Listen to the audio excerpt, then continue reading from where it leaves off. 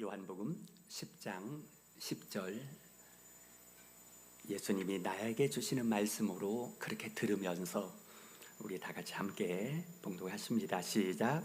도둑이 오는 것은 도둑질하고 죽이고 멸망시키려는 것뿐이요 내가 온 것은 양으로 생명을 얻게 하고 더 풍성히 얻게 하려는 것이라. 아멘. 아멘. 네, 오늘 여러분들 뵈니까 너무 좋습니다. 예수님이 우리 가운데 오신 성탄절을 맞이하면서 비록 이 나라의 국민들의 마음에 많은 아픔이 있고 상처들이 있지만은 우리 예수님은 이 땅에 오셔서 그 상처와 아픔들을 치유해 주시러 오신 분이십니다. 오늘 사랑하는 여러분들, 이렇게 또 저희 교회 방문하신 분들 진심으로 주님의 이름으로 환영하고 축복합니다. 우리만 이 자리에 있는 것이 아니라 우리 예수님이 이곳에 계시기 때문에 여러분들과 저를 만나주시고 그리고 치유하시고 진정 이 크리스마스가 기쁨의 소식이 되게 해주실 것입니다. 우리 예수님께서 이 땅에 오신 이유가 있다고 합니다. 예수님이 오신 이유, 요즘에 우리가 많이 찬양하는 가운데 예수님이 이 땅에 오신 이유가 뭘까? 자, 여러분들, 소중한 여러분들이 이곳에 오셨는데 오늘 이 주일날 다른 할 일도 많고 만나고 싶은 사람도 많겠지만은 이 자리에 오신 것은 이유가 있지 않습니까? 무슨 이유로 이 자리에 오셨습니까? 결코 사랑하는 여러분들의 인생에 후회되지 않는 이곳에 오신 발걸음이 될 줄로 믿습니다.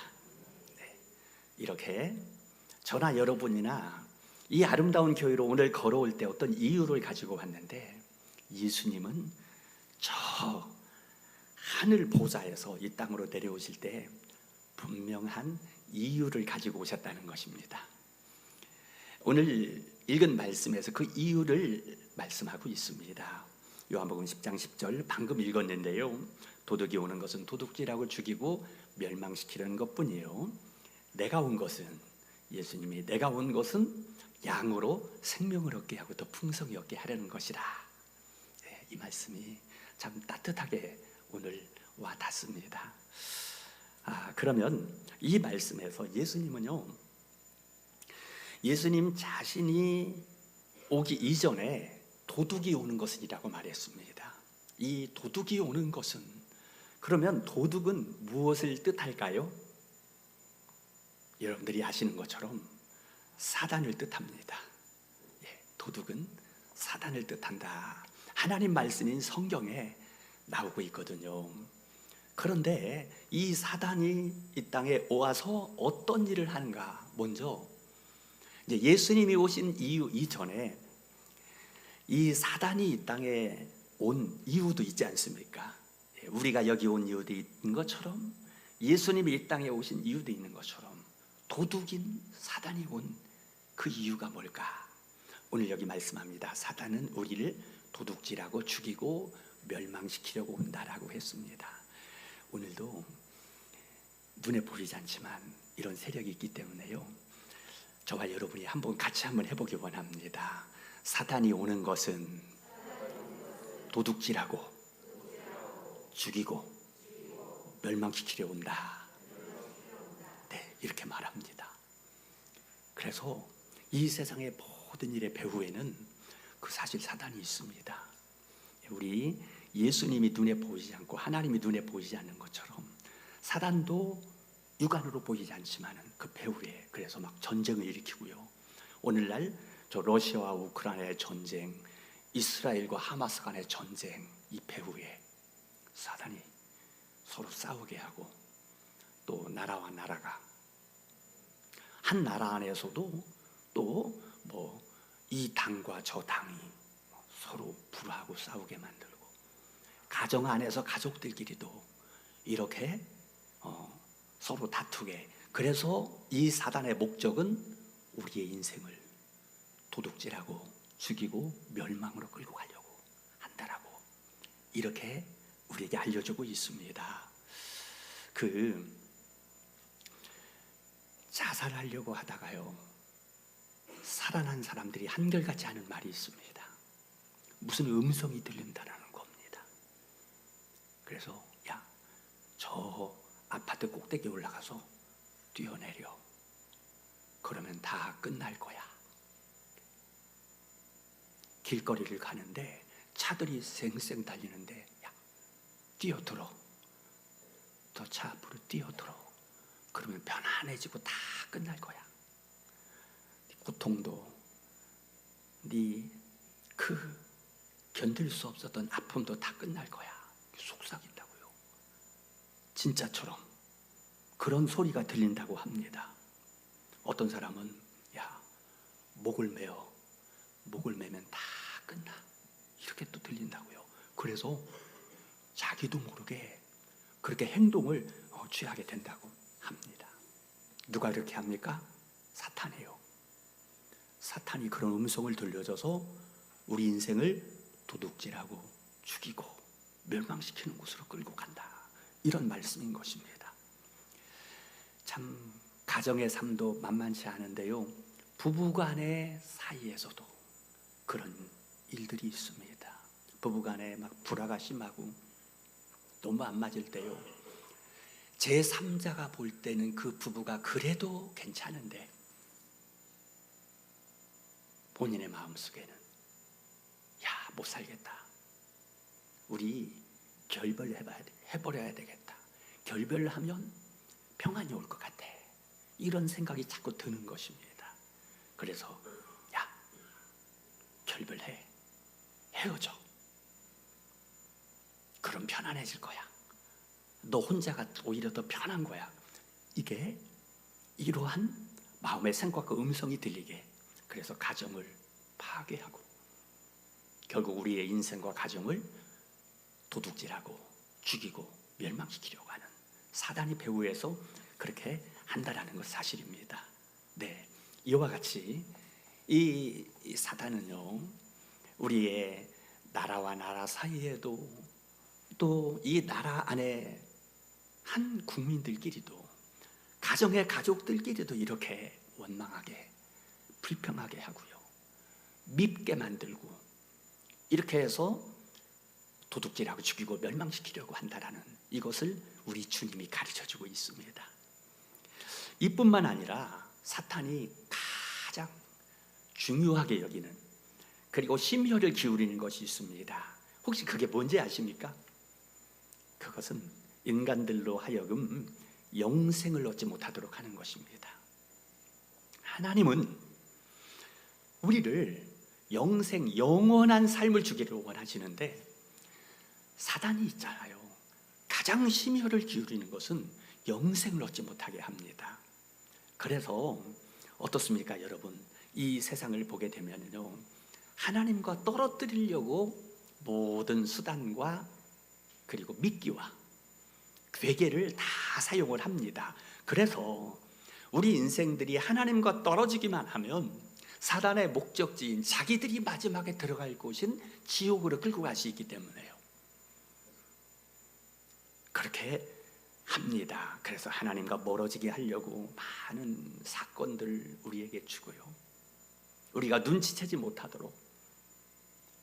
우리 주변에 얼마나 많은 종교가 있습니까? 길거리 가다 보면 막 팜플렛을 나눠주고 그럴듯한 말들로 하는 이러한 것들이 다 우리를 하나님으로부터 떼어놓아서 사단의 목적지로 끌고 가려고 하는 이러한 시도라는 것입니다. 그런데 우리 예수님은 분명히 말씀하고 있지 않습니까? 우리가 잘 아는 요한복음 14장 6절에 이렇게 말씀합니다. 예수께서 이르시되, 우리 같이 한번 읽어보겠습니다. 시작. 예수께서 이르시되 내가 곧 길이요 진리요 생명이니 나로 말미암지 않고는 아버지께로 올 자가 없느니라. 아멘. 네, 예수님이 알려주지 않습니까? 내가 바로 하나님 나라로 영원한 생명으로 가는 길이야, 진리야, 생명이야. 그 외에는 길이 없어. 그런데도 사단은 배후에서 예수님 아니고 다른 방법으로 영생이 있다고 막 이렇게 유혹을 하고 있는 것입니다. 그런데 이러한 일들을 위해서 그 얼마 전에 TV 프로그램에 벌거벗은 세계사라고 있죠. 그 프로에 이런 내용이 방송이 됐습니다. 제목이 인간이 추구한 영생의 역사라고요. 그러니까 우리 인간은요, 이게 보이지 않으니까 어떻게 하면 영원히 살까? 우리가 알지 않습니까? 이 땅에 영원히 살지 못한다는 거 본능적으로 알기 때문에 영생을 누리기 위한 그런 인간의 역사가 계속되어 왔다고요. 자, 여러분 잘 아는 저 중국의 진시 황제. 이 진시 황제는 황제가 됐지만 불안했습니다. 언제 내가 죽을까? 나는 죽지 않고 싶다. 영생을 누리고 싶다. 그래서 부하들에게 지시합니다. 불로초를 구해와라. 부하들이 온 세상으로 다 다녔지만 불로초를 구해오지 못하자 화가 나서 부하들을 막 죽이기 시작합니다. 그때 한 부하였던 서불이라는 사람이 자기도 죽을 것 같아요. 그래서 진시 황제에게 요청을 합니다. 황제 폐하, 저에게 배 60척과 어린 남녀 3,000명과 금은 보화를 주십시오. 그러면 제가 황제를 위하여 불로초를 구해오겠습니다. 황제가 불로초 구해오겠다니까 그의 답, 요구대로 다 주었습니다. 서불이라는 사람은 그 많은 재물과 또 배 60척과 데리고 거느리고서 출발을 했습니다. 그래서 오게 된 것이 우리나라 제주도의 서귀포라는 그러한 설이 있습니다. 서귀포에 왔는데 불로초가 있습니까? 없는 거죠. 그래서 할 수 없이 이제 떠났다고 하는데, 그래서 서귀포라는 이름이 서불이 귀향한 포구, 그래서 서귀포라는 이름이 붙여졌다, 이런 설이 있습니다. 그런데 이 서불이 만약에 불로초 못 구해서 돌아가면 사형감이기 때문에요, 중국으로 안 돌아가고 다른 곳으로 도망쳐 버렸다고 합니다. 그래서 이 진시 황제는 불로초를 못 구하니까 어떡할까? 어떤 사람들 얘기가 수은을 먹으면은 뭐 영생할 수 있다, 이런 얘기가 들려가지고 수은을 복용했다 합니다. 수은을 먹어서 그런지 이게 오히려 49세에 세상을 떠나고 말았습니다. 네. 그리고 또 하나 역사적으로 영생을 위한 이집트의 미라가 있지 않습니까? 이집트의 미라. 그래서 이집트에 성경에 나오는 바로 왕, 그들이 역사적으로 보면 람세스거든요. 람세스 2세 왕이 내가 죽으면 영생을 누리고 싶은데 내 시신을 미라로 만들도록 해야 되겠다. 그래서 거대한 피라밋을 만들게 하여 내가 죽으면 미라로 만들어 이 피라밋에 보존을 해라 해서, 혹시 사진 보여주실 수 있습니까? 예. 됐어요. 예. 여러분 TV에 보면은 그 미라와 그 람세스 2세가 최초로 그 피라밋을 만들고 자기의 시신을 미라로 보존하여 썩 부패하지 않도록 만들어 나중에 영생할 수 있도록 이렇게 하였던 겁니다. 그리고 그 이후로 이집트의 왕들이 다 한결같이 피라밋을 만들고 시신을 미라로 만들도록 지시를 하여 지금도 즐비하게 그런 문화가 있습니다. 뿐만이 아니라 옛날 구소련의 스탈린도요, 바로 우리 북한의 김일성, 김정일도 자기 시신을 미라로 만들도록 해서 지금 보존이 돼 있다는 것입니다. 여러분, 미라로 만든다고 영생합니까? 허황된 이런 일들을 벌였던 것입니다. 또 영생을 얻기 위한 그 역사적인 방법으로 금을 먹었던 역사가 있다고 합니다. 이것은 스위스의 바젤 대학 교수이자 외과 의사였던 파라켈수스라는 사람이 금을 먹으면 영생할 수 있겠다. 왜냐하면 금은 변치 않죠. 그래서 금을 복용하는 금 모으기 운동이 아니라 금 먹는 운동이 일었다고 합니다. 근데 아무리 금을 먹어도 영생하지 않으니요. 그것도 결국은 중단돼 버린 그러한 역사도 있다는 것입니다. 뿐만이 아니라 피를 마시는 역사가 있었습니다. 피를 마시면 영생한다. 이러한 이야기를 듣고 그 이탈리아의 의사였던 마르실리오 피치노라는 사람에 의해서 이제 시작이 된 겁니다. 어찌 보면 그럴듯할 것 같기도 한 게 성경에도 생명은 피에 있다. 그러니까 피를 마시면 영생할 수 있지 않을까. 그래서 이제 막 피를 마시는 게 또 퍼져 나갔다고 합니다. 천주교 교황이었던 인노첸시오 8세도요 68살에 중병을 앓았는데 내가 어린아이들의 피를 마시면 안 죽고 살 수 있지 않을까. 그래서 어린 소년 3명의 피를 뽑아 마셨다는 거예요. 그런데 불행하게도 어린 소년 3명이 목숨을 잃었고요, 교황도 그냥 죽고 말았습니다. 이렇게 또 숲으로 돌아갔습니다.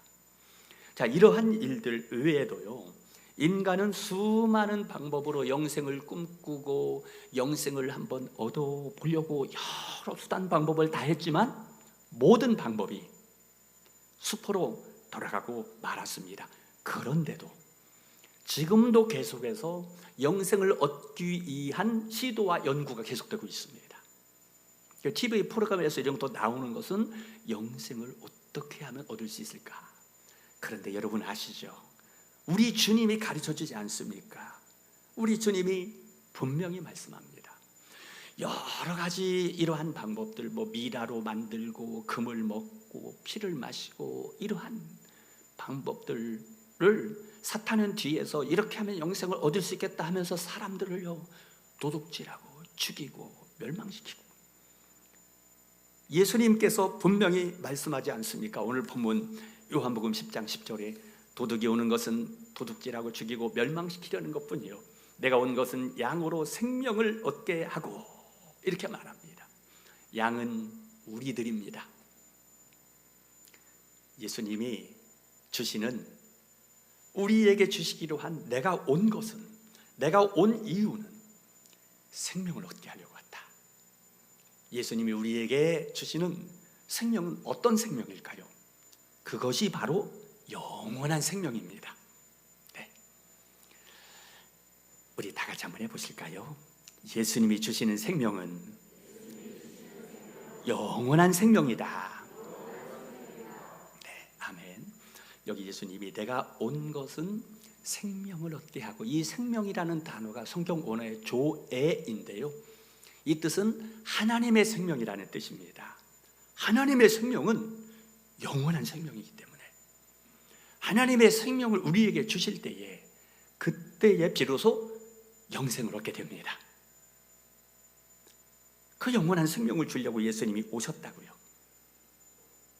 그래서 예수님이 이렇게 말씀합니다. 요한복음 11장 25절과 26절에 우리 함께 읽겠습니다. 시작. 예수께서 이르시되 나는 부활이요 생명이니 나를 믿는 자는 죽어도 살겠고 무릇 살아서 나를 믿는 자는 영원히 죽지 아니하리니 이것을 내가 믿느냐 하시면서, 우리가 잘 아는 요한복음 11장에 나사로가 죽어서 장사지려고 무덤 속에 나흘이나 있었는데 예수님이 나사로를 살려내었습니다.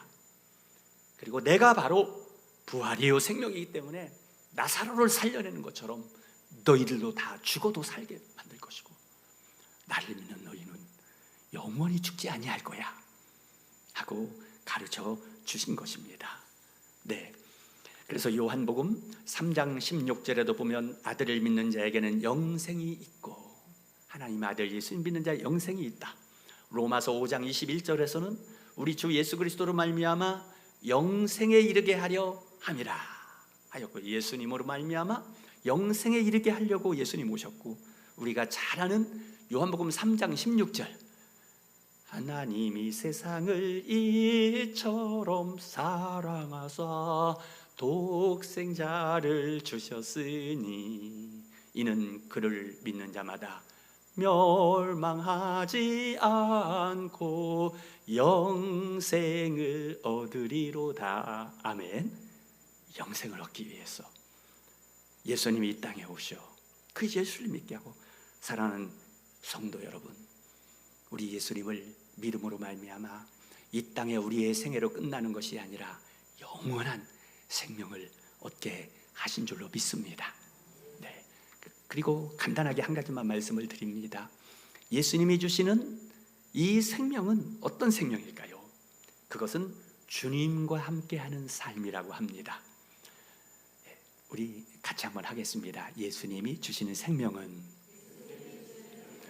주님과 함께하는 삶이다. 네, 우리 주님이요, 요한복음 17장 3절에서 이렇게 말씀합니다. 영생은 곧 유일하신 참 하나님과 그가 보내신 자 예수 그리스도를 아는 것이니이다 그랬습니다. 영생이 뭘까? 그것은 하나님과 그가 보내신 예수 그리스도를 아는 것이다 라고 합니다. 안다. 자, 이 뜻은 뭐냐면요, 여기 아는 것이라는 성경 원어는 기노스코인데요, 이 뜻은 경험으로 아는 것을 말합니다. 인격적으로 아는 것. 내가 누구를 안다고 할 때에 막연하게 아는 것이 아니라, 예를 들어서 그 요즘에 우리나라의 K-팝 스타 K 이런 게 세계적으로 유행을 합니다.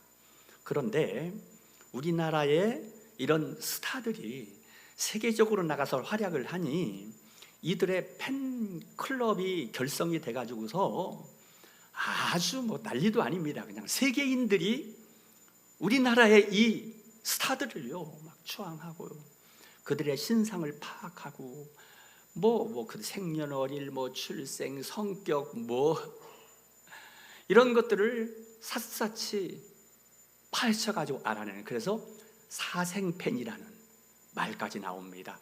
사적인 생활을 추적해서 알고 파악하는 극성팬, 그래서 사생팬, 이렇게 인기 스타를 안다라는 것이죠. 근데 여러분, 진짜 그 스타는 팬들을 알지 못합니다. 전혀 모르죠. 이것은 아는 게 아닙니다. 여기 예수님께서 영생은 곧 유일하신 하나님과 그의 보내신 자 예수 그리스도를 아는 것이다 라고 아는 것이라는 것은 어떤 인기 스타를 일방적으로 아는 팬으로서 아는 정도가 아니라 서로 간에 경험적으로 인격적으로 잘 안다는 것입니다. 그래서 늘 함께하고 동행하고 내가 힘들 때 곁에서 위로해주며 내가 흔들릴 때 붙잡아주고 내 곁에 모든 사람은 떠나가도 그만은 떠나지 않는 이렇게 친밀한 관계로 아는 것. 사랑하는 여러분, 예수님께서 이 땅에 오신 것은 우리와 그렇게 친밀한 관계를 맺고 함께 하시기 위해서 임마누엘이라 하리라, 하나님이 이 땅에 오셔서 우리와 함께 하신다. 저와 여러분과 하나님이 함께 하시며 친밀하게 아신다는 걸 기억하시기 바랍니다. 아무도 내 마음을 몰라줘도, 여러분 지금 이 자리에 와서 앉아 있지만은요, 군중 속의 고독이라고 많은 사람이 내 주변에 있지만 아무도 나를 알아주지 않는 것 같아. 나는 너무나 외롭고 고독해. 내 마음속에 있는 아픔을 말해줄 사람도 알아줄 사람도 없는 것 같아. 이것이 아니라 예수님이 이 땅에 오신 것은요, 예수님이 주시는 조애라는 이 생명을 주었다라는 것은 예수님이 나와 함께 하시며 영원히 함께 하신다. 이 땅에서도 함께 하시고 영생을 주셔서 저 하늘나라 천국에서도 영원히 함께 하신다라는 거, 여러분 꼭 기억하시기 바랍니다. 그래서 오늘 이 자리에 오셔서 그냥 예배만 드리고 돌아가는 것이 아니라 기쁘다 구주 오셨네, 우리 예수님이 이 땅에 오신 것은 나에게 영원한 생명을 주러 오셨을 뿐 아니라 나와 함께 하시기 위해서 오셨다. 예수님이 지금 나와 함께 하신다고요. 외로운 여러분과 함께 하신다고요. 내가 힘들 때 나를 붙잡아주고 내가 눈물 흘릴 때 내 눈물을 닦아주시는 분이라고요. 내가 불안할 때에 내 마음을 어루만져 주시고, 내가 감당할 수 없는 일 때문에 막 두려워할 때에 두려워하지 말라, 내가 너와 함께 함이라 하면서 나에게 위로와 용기를 주시며 함께 계시러 이 땅에 오셨다는 것입니다. 오늘 이 시간부터 그 예수님이 나에게 영원한 생명을 주셨을 뿐 아니라 이 땅에서도 함께 하시고 이 땅을 떠나 천국에 가서도 영원히 함께 하신다는 거 여러분 꼭 기억하시기 바랍니다. 그래서 이제 그 예수님이 오신 성탄절을 우리가 지금 맞이하고 있는 것입니다. 말씀을 맺도록 하겠습니다. 오늘 본문 말씀에서 예수님이 이 땅에 오신 이유를 말씀하고 있습니다. 아니, 예수님이 오시기 전에 먼저 사탄이 왔다. 이 사탄이라는 이게 우리의 배후에서 미혹하고 우리 인생을 도둑질하고 죽이고 멸망시키는 곳으로 이끌고 간다라고 합니다.